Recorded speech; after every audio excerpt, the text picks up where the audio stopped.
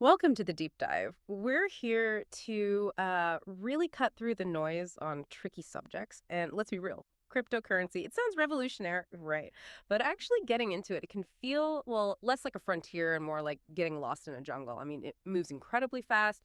The jargon is dense. Things go up and down like crazy. And honestly, there's just a lot of bad information out there. It's this weird mix. Huge potential, but also hugely confusing.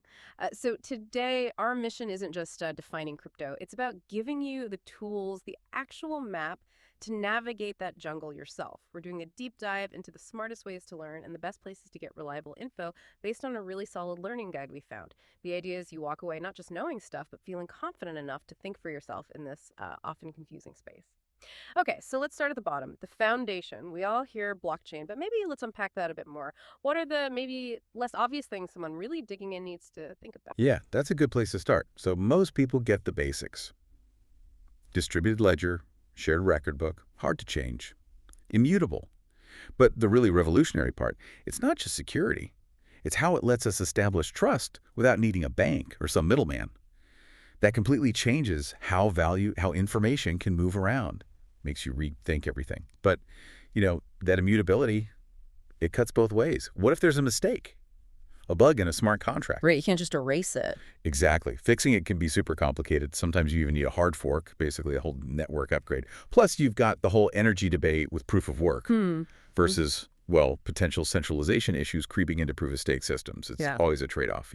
So it's not just what it is, but the consequences, the pluses and minuses. Yeah. Okay, so building on that, cryptocurrency itself, how has its job, its role really changed? It started as digital cash, but it's way more now, isn't it? Oh, absolutely. Bitcoin, initially. Yeah. Yeah, peer-to-peer electronic cash. That was the vision. But the whole ecosystem just exploded. Now you have cryptos acting as, like, a store of value. People call it digital gold. Yeah. You have utility tokens, which are basically keys to access a specific service on a network, and even governance tokens, which give you a vote in how a project develops. So different jobs for different coins or tokens. Right. And the big difference from, say, dollars or euros isn't just decentralization, though that's huge. It's also that it's permissionless. Anyone can use it pretty much anywhere. And they can be programmed, which opens the door for all these new financial tools. And speaking of tools and terms, this space loves its jargon. We hear wallets, NFTs all the time. But for someone who's, trying to go deeper, what are the nuances? What's often missed? Good question. Okay, let's take coins versus tokens. People know coins have their own blockchain, tokens borrow one, fine. But the deeper thing is often governance. How are decisions made? How are upgrades handled? Coins on big networks like Bitcoin, super hard to change. Stable, yes, but slow to innovate. Tokens may be built on Ethereum that can change faster, but then they might inherit Ethereum's problems like high fees or slowdowns or security risks. Okay, so it affects how they evolve. What about wallets? Wallets. Yeah. Yeah, it's not just hot, meaning online, versus cold, offline. The real game changer is self-custody. Being your own bank, basically. Exactly. With a hardware wallet, you hold the keys. Full control. Financial sovereignty. But lose that key, that seed phrase. There's no customer service line. It's gone. Big responsibility. Right. And exchanges, the places you buy and sell. And exchanges, yeah, they're the entry point. But they're also weak points because they are centralized. You need to look beyond just ease of use. What are their security measures? How much trading volume do they have? Where are they based? Because regulations are all over the place. Makes sense. What about mining and staking? Mining and staking. It's how new coins get made, how transactions get confirmed. But it's really about the different ways networks agree on things, the consensus mechanism. Proof-of-work mining uses a ton of energy, but is really battle-tested for security against certain attacks. Proof-of-staking is way more energy efficient, but then you worry about, well, big players, large stakers, having too much influence, different risks. And decentralization itself. It's not black and white. It's a spectrum. Lots of projects say they're decentralized. But maybe aren't fully. Exactly. You have to ask, who really controls the code? How are the tokens initially given out? How are decisions actually made? How decentralized is it really? Okay. Smart contracts. Programmable money, basically. Code that runs automatically when conditions are met. Super powerful. Strength is they're usually immutable. Weakness, also that they're immutable. A bug can lock up funds forever. Fixing them is tricky. And DeFi. Decentralized finance. Yeah, trying to rebuild finance without the banks. Think lending, borrowing, trading, all on the blockchain. The cool thing is how different DeFi apps can connect, like money Legos. Composability. But that also means risk can spread. A problem in one Lego block can affect the whole structure. Right, a domino effect. And finally, NFTs. NFTs, non-fungible tokens. Everyone thinks digital art, the Bored Apes and stuff. Yeah, the hype Right. phase. But the really interesting part is what comes next. Using them for, like, digital identity, event tickets, in-game items, maybe even representing ownership of real-world things. But yeah, lots of challenges too. Who actually owns the copyright? And so much speculation driving crazy prices. Wow, okay. So clearly just knowing the definition isn't enough. You need to grasp the layers, the trade-offs, the implications. That's Right. really building the foundation, all right? So you've got the concepts down. You understand the moving parts. The next big question is, where do you actually go to learn more? The internet's full of crypto stuff, but finding reliable info, that can be tough. Oh, absolutely. It's crucial. The noise level is high. For structured learning, starting with online courses from actual universities or reputable platforms is still a great bet. You know, Coursera has things like Princeton's Bitcoin and cryptocurrency technologies, gets really into the weeds on the tech. Or University of Michigan has one more focused on the why, the economics and social side. Okay. Udemy's got tons of options too, lots are beginner-friendly, even free ones sometimes. LinkedIn Learning has good overviews like cryptocurrency foundations. And even places like eToro have their own learning hubs, like Crypto for Beginners, often with quizzes which can help make it stick. So formal courses are a solid start. What else? Definitely check out the learning platforms run by the major crypto exchanges themselves. Coinbase Learn is good, Binance Academy is huge. Even traditional finance firms are getting in on it. Fidelity Investments, surprisingly, has some really solid articles and videos explaining crypto. Interesting. What about staying up to date day to day? For that, you need good blogs and news sites. CoinDesk, Cointelegraph, Decrypt, they cover the news, but also do deeper analysis and explainers. And don't forget Investopedia. They're great at breaking down financial concepts, crypto included, in a clear way. And YouTube. Seems like a minefield there. It can be, Huh? but there are gems. Channels like Whiteboard Crypto do a fantastic job with visuals, explaining complicated stuff simply.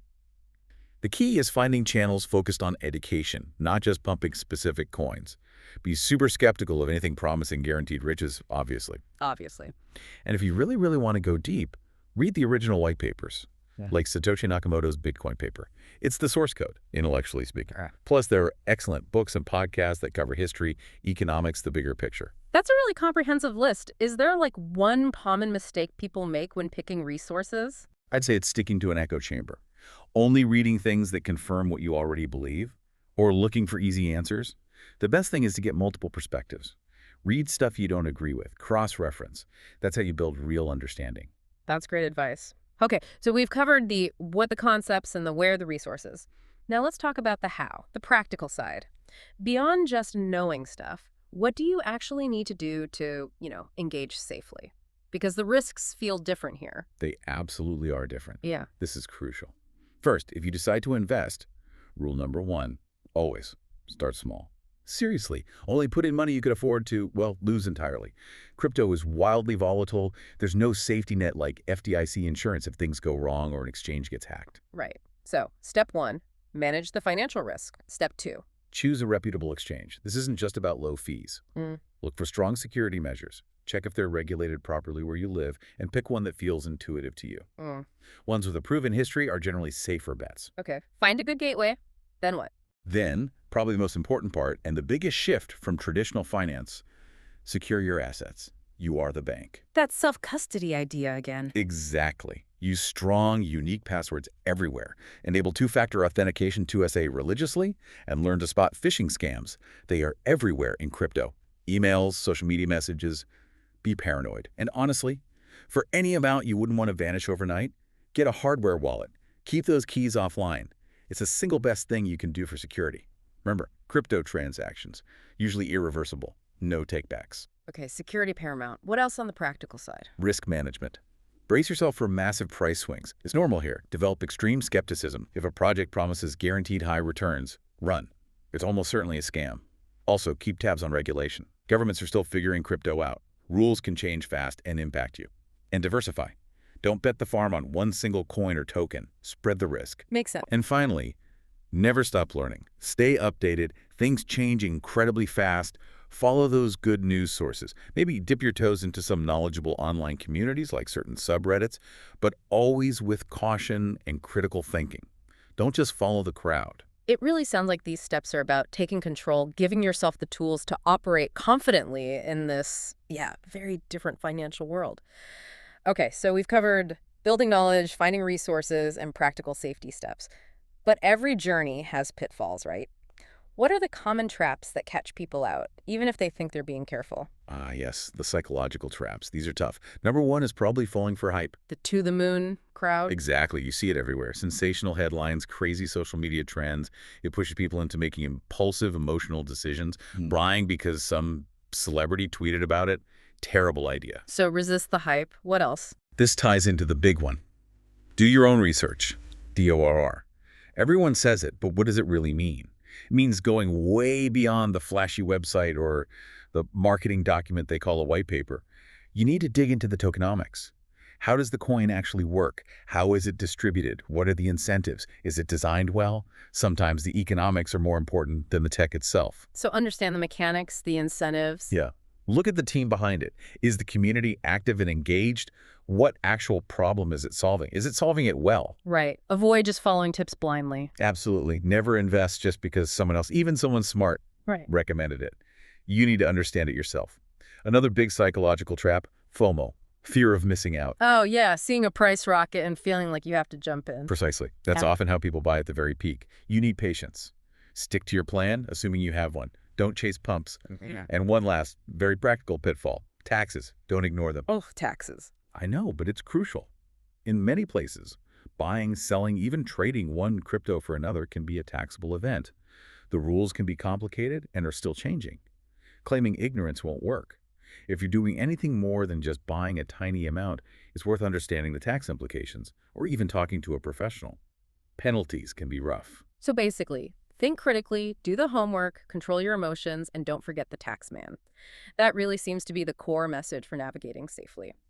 Okay, we've covered a lot of ground. Building the foundation, finding good info, practical steps, pitfalls to avoid. So, wrapping this up, what's the main takeaway for someone listening wanting to really get this? I think the main thing is, yes, it looks complex, maybe even scary from the outside. But it is learnable. It takes effort, definitely. You need that structured learning. You need to be cautious. You need to be informed when you engage. But the most important thing, keep learning. This space doesn't stand still. What's true today might be history tomorrow. Adaptability is key. Continuous learning. That makes perfect sense. So here's a final thought to leave you with. Given how incredibly fast crypto and blockchain evolve, how do you think the way we learn about it might change in, say, the next 5 years? Could we see AI tutors creating totally personalized learning paths, maybe even giving real-time insights? Or is something completely different on the horizon that will reshape how we even approach understanding this technology? What future tools might we need just to keep up?